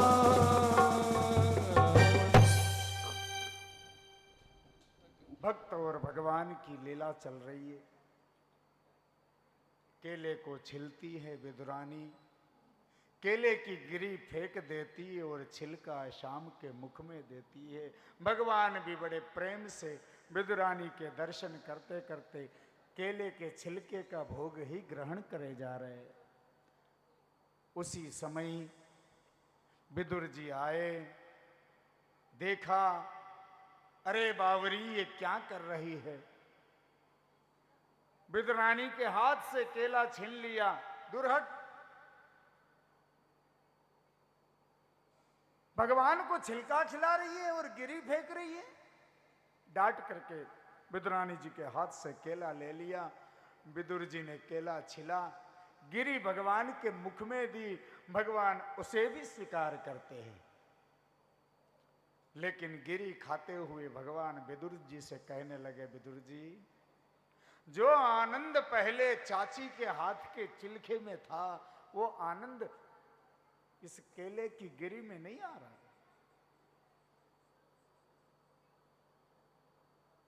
भगवान कहते हैं, विदुर जी, जो आनंद मुझे यशोदा के माखन मिश्री में नहीं आया, जो आनंद मुझे मां कौशल्या के दही भात में नहीं आया, वो आनंद मुझे या तो सबरी के जूठे बेर खाने में या आज विदुरानी के हाथ के छिलके खाने में आया। मैंने बड़े बड़े, भगवान ने बड़े बड़े राजा महाराजाओं के यहाँ, सेठ साहूकारों के यहाँ भोजन किया है, लेकिन भगवान कहते हैं जो आनंद आज आया मुझे, या फिर सबरी के हाथ के बेर खाने में, क्योंकि भगवान तुम्हारे पदार्थों का भूखा नहीं है। यदि भगवान हमारे पदार्थों के भूखे होते तो हम लोग कोई मंदिर में जाते ही नहीं। मंदिर पे जाते हैं, भगवान को प्रणाम करते, प्रभु प्रणाम, हाँ आशीर्वाद, अरे लाला आज घर पे लड्डू बनवा के ले आना, भगवान सीधे मांगते। अरे भैया आज बढ़िया खीर बना के ले आना, तो हम लोग मंदिर में जाना ही बंद कर देते, कर वहां तो भगवान रोज कुछ ना कुछ मंगवाते हैं। तो भगवान हमारे पदार्थों के नहीं, हमारे भाव के भूखे हैं। आपकी श्रद्धा जहां निष्ठ हो जाए, आपकी भक्ति जहां पुष्ट हो जाए, वहीं पर भगवान है। भाव का भूखा हूं, बस भाव ही एक सार है, भाव से मुझको बजो तो भव से बेड़ा पार। भगवान केवल भाव देखता है, भगवान तुम्हारे पदार्थ को नहीं देखता है, है? भगवान को आप जो भी अर्पण करो भावपूर्ण करो, अभावपूर्ण नहीं, भावपूर्ण। हम लोग पूजा के लिए बाजार से ऐसी सामग्री लाते हैं, न हमें काम आवे, न भगवान को काम आवे, न पुजारी को काम आवे, न किसी गरीब को काम आवे। इतने इतने से पैकेट होते हैं, छोटी छोटी सी चूड़ियां होती हैं, छोटा सा आईना होता है, माता ये पूजा करने के लिए लाती है ना बाजार से पैकेट सामान। ऐसा पूजा का सामान क्या काम का जो किसी के काम ना आवे, और भगवान के लिए इतना खराब 10 रुपए का पैकेट, और स्वयं के लिए 100 रुपए की चूड़ी। नहीं, जो भी अर्पण करो, भगवान ये नहीं कहते कि आप मुझे पदार्थ अर्पण करो, भगवान केवल तुम्हारी भक्ति और भावना से प्रसन्न रहते। ये वही विदुर जी है। सुखदेव जी कहते हैं, राजन, जिनको मैत्रेय मुनि की कृपा हुई और मैत्रेय मुनि के द्वारा विदुर को दिव्य भक्ति ज्ञान का उपदेश प्रदान किया। मैत्रेय जी के आश्रम में जब विदुर जी गए हैं तो मैत्रेय जी ने विदुर जी का स्वागत किया है, सुंदर आसन दिया, जलपान कराया है। फिर मैत्रेय जी ने विदुर से कहा है, विदुर भगवान मुझे संकेत करके गए थे कि मेरा विदुर आपके पास आवे तो उसे उसके मन का संशय मिटाना। हे विदुर, तुम्हारे मन में क्या संशय है बताओ।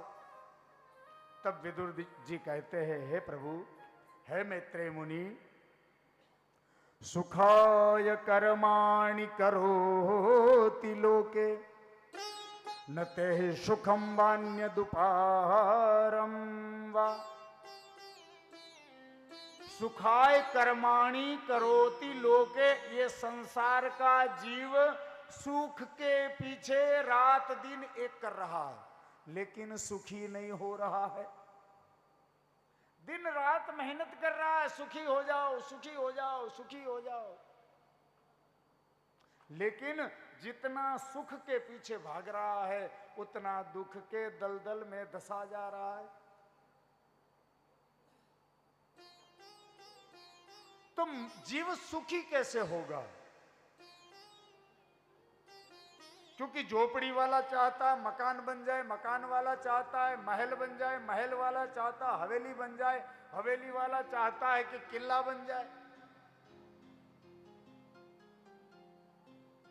सुखी कैसे?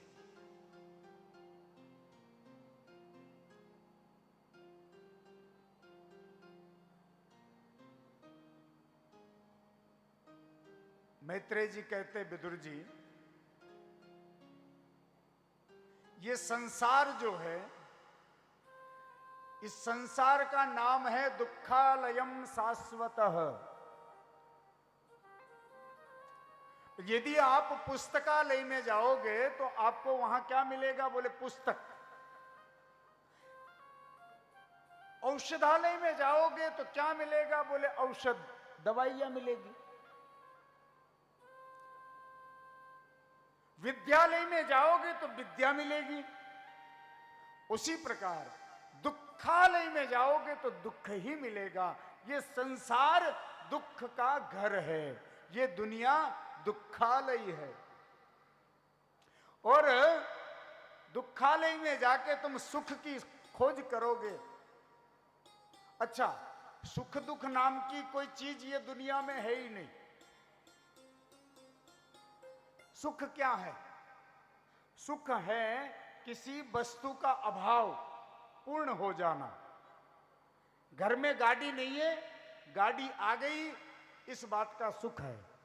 घर में बेटा बेटी नहीं है, बेटा बेटी का जन्म हो गया, ये सुख है।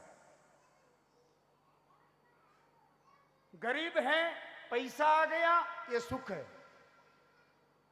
अमीर थे, गरीब हो गए, ये दुख है। गाड़ी थी, बिक गई, ये दुख है। पड़ोसी पैसे वाला होता जा रहा है और मैं गरीब होता जा रहा हूं, ये दुख है।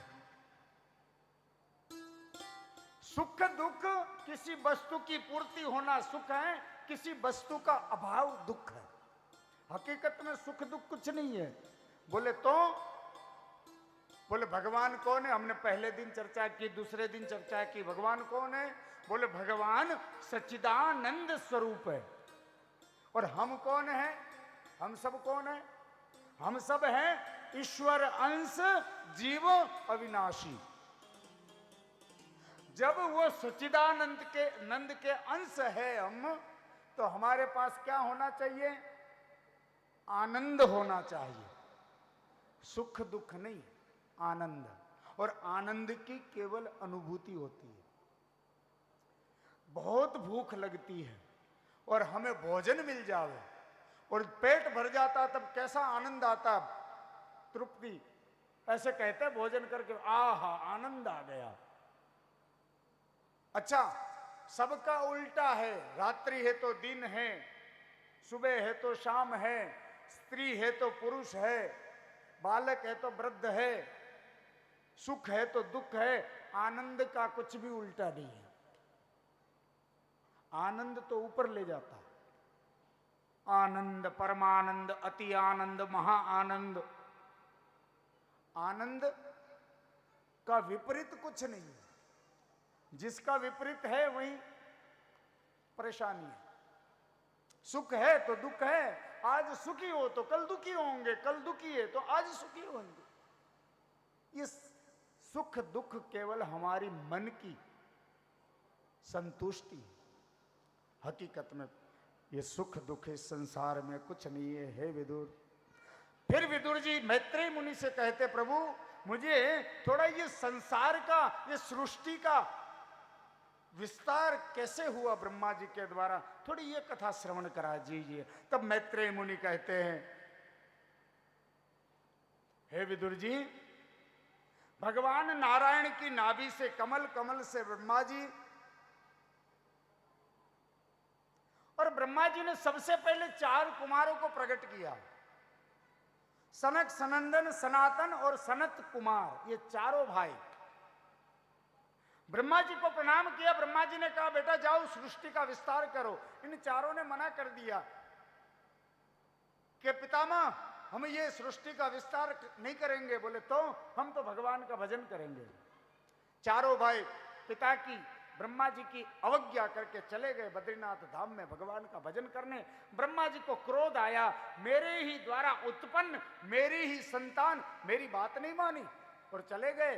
ब्रह्मा जी को क्रोध आया। ब्रह्मा जी को क्रोध आते ही ब्रह्मा जी का जो ये मस्तक है भ्रकटी फटी, और भ्रकटी फटते ही एक बालक का जन्म हुआ, और बालक जन्म लेते ही, प्रकट होते ही रोने लगा। ब्रह्मा जी ने कहा, जब वो बालक रोने लगा तो ब्रह्मा जी ने कहा, ए रुद्र शांत हो जा। ये रुद्र और कोई नहीं, बोले तो साक्षात भगवान शिव है। बोले शंकर भगवान की। भगवान शिव ने कहा, ब्रह्मा जी मैं क्या करूं? बोले सृष्टि बनाओ। अभी बनाते हैं। भोलेनाथ तो दयालु भोले, ऐसी विचित्र सृष्टि बनाई, ऐसी विचित्र सृष्टि बनाई। सारे सृष्टि के जीवों को लेके ब्रह्मा जी के पास, बोले देखो हमने सृष्टि बनाई। अरे ब्रह्मा जी भी थर थर कांप गए, ये क्या कर दिया, ये क्या बना दिया। किसी को मस्तक नहीं, किसी को धड़ नहीं, किसी के 4 हाथ एक बाजू, किसी के 10 हाथ, किसी के 3 मस्तक, किसी के 8 पैर, किसी के पेट नहीं, सीधा कमर पे माथा लगा हुआ। भूत प्रेत पिचास डाकिनी साकिनी, ऐसे सृष्टि बना दी शंकर जी ने। बोले बंद करो, ऐसी सृष्टि हमें नहीं चाहिए, बंद कर दी। इनका क्या करूं? बोले इनको लेकर के कैलाश चले जाओ, हिमालय चले जाओ। सारे भूत प्रेतों को लेकर भगवान शिव हिमालय को चले गए। अब ब्रह्मा जी ने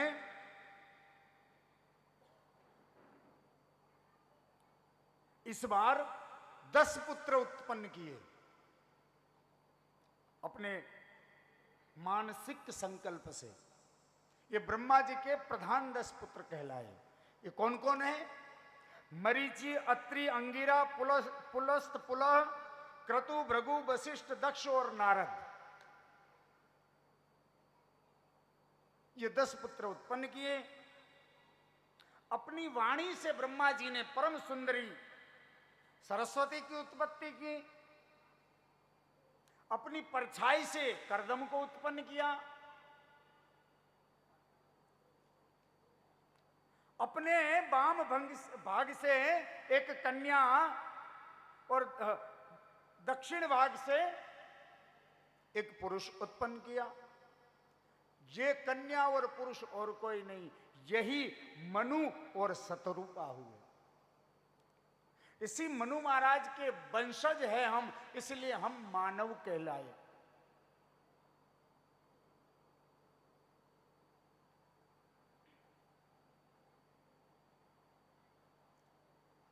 और मनु शत्रुपा से कहा ब्रह्मा जी ने कि भाई अब तुम दोनों मिलके संसार का विस्तार करो। तो मनु महाराज के सबसे पहले 5 संतान हुए, 2 पुत्र और 3 पुत्रियां। पुत्र हुए 2 और पुत्री हुई 3। आकुति, देवहूति और प्रसूति, ये 3 तो बेटी हुई। और 2 बेटे हुए, उत्तानप्राद और प्रियव्रत, ये 2 पुत्र हुए। यहां पे सबसे पहले जैसे ही इन 5 संतानों को उत्पन्न किया मनु महाराज ने और सृष्टि का विस्तार करने गए, तो देखा तो धरती तो है ही नहीं, विस्तार कहां करूं? दौड़े दौड़े ब्रह्मा जी के निकट आए, ब्रह्मा जी को प्रणाम करके कहा, बाबा आपने हमें आदेश दिया सृष्टि का विस्तार करो, पर वहां तो कुछ है ही नहीं, पानी पानी है, सृष्टि कहां गई, धरती कहां गई? ब्रह्मा जी ने देखा कि सृष्टि को तो हिरणाक्ष नाम का राक्षस समुद्र के मध्य में ले जाके बैठा है। ये हिरणाक्ष कौन था? ऋषि कश्यप की एक पत्नी थी जिसका नाम था दीति। और एक दिन संध्या के समय पर दीति ने ऋषि कश्यप से कहा कि मुझे संतान चाहिए। कश्यप ने मना किया, हे देवी ये संध्या काल का समय है, इस समय गर्भ धारण करना यानी दुष्ट पुत्र को पैदा करना, संतान दुष्ट होती है। लेकिन दीति जब नहीं मानी तो हरि इच्छा समझ करके ऋषि कश्यप ने दीति के उदर में 2 बालक स्थापित किए। ये 2 बालक, ये कौन है? ये दोनों बालक कोई साधारण नहीं है, ये हिरणाक्ष और हिरण्यकश्यपु।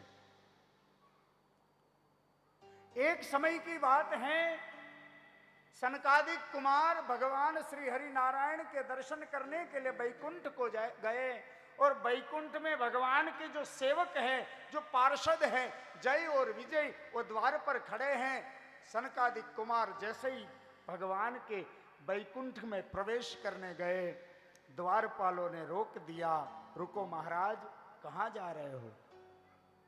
बोले भगवान के दर्शन करने जा रहे हैं, बैकुंठ आए हैं। तो जय विजय ने कहा आप अभी भीतर नहीं जा सकते। बोले क्यों? बोले भगवान अभी विश्राम कर रहे हैं।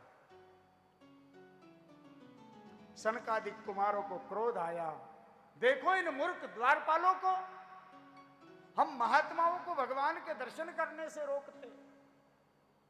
मैं तुम्हें श्राप देता हूं, जाओ, तुमने हम महात्माओं को भगवान के दर्शन से रोका है, तुम 3 जन्म के लिए राक्षस बन जाओ।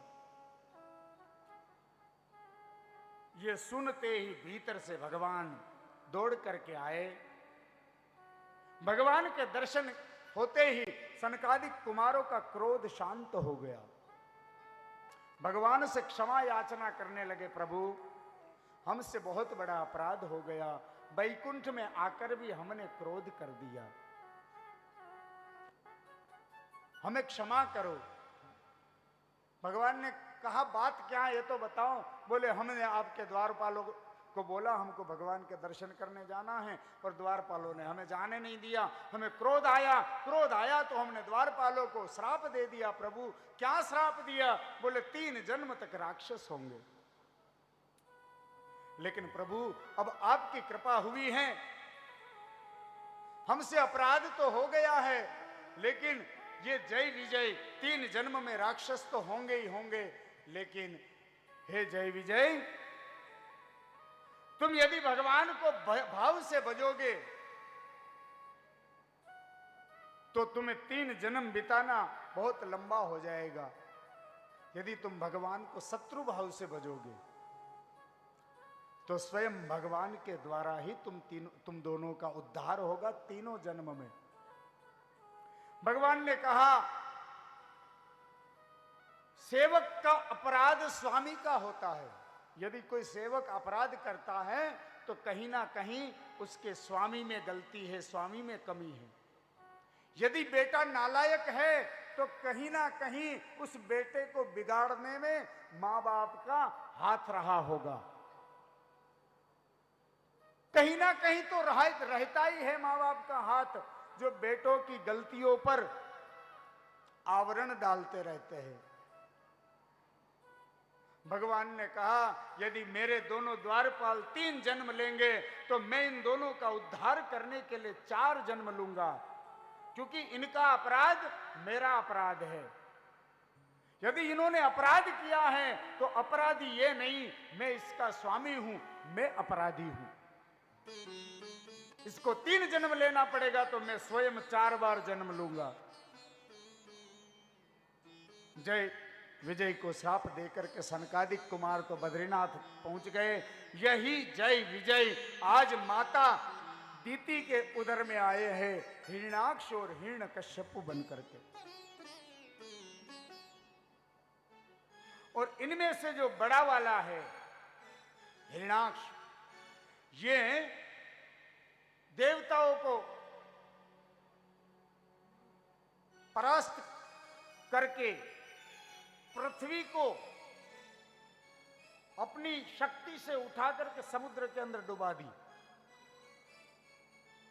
मनु महाराज ब्रह्मा जी को कह रहे, ब्रह्मा जी मैं सृष्टि को विस्तार कैसे करूं? ब्रह्मा जी को उसी समय सींक आती है। सींक आते ही ब्रह्मा के नाक से एक छोटा सा अंगुष्ठ के बराबर सूकर प्रकट होता है। क्या प्रकट होता है? सूकर, वाराह। और देखते ही देखते पर्वताकार देवता प्रकट हो गए। ब्रह्मा जी के साथ में वाराह भगवान की स्तुति गान करने लगे, जय घोष करने लगे, बोलिए वाराह भगवान की। देवताओं ने स्तुति की है, निवेदन किया है, हे वाराह भगवान इन हिरण्याक्ष के आतंक से हम देवता परेशान है, आप इनका उद्धार करो। वाराह भगवान गए समुद्र के मध्य में और हिरण्याक्ष के साथ में भयंकर युद्ध हुआ। युद्ध इतना भयंकर हुआ क्योंकि हिरण्याक्ष भी तो भगवान का ही पार्षद है। अंत में भगवान ने अपने समस्त ब्रह्मांड का भार अपनी मुष्टिका में धारण करके एक मुष्टिका का प्रहार जैसे ही हिरण्याक्ष के ऊपर किया, हिरण्याक्ष का गोविंदाय नमो नमः हो गया। हिरण्याक्ष के देह से ज्योति निकली और प्रभु चरण में विलीन हो गई। भगवान वाराह अपने बड़े बड़े दांतों के ऊपर पृथ्वी को धारण करके समुद्र के मध्य में स्थापित कर दी। मनु महाराज से कहा, मनु महाराज सृष्टि का विस्तार करो।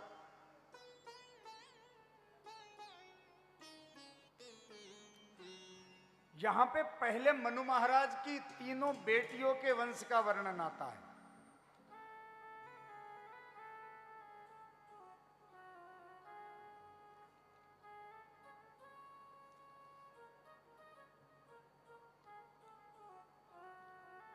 मनु महाराज की जो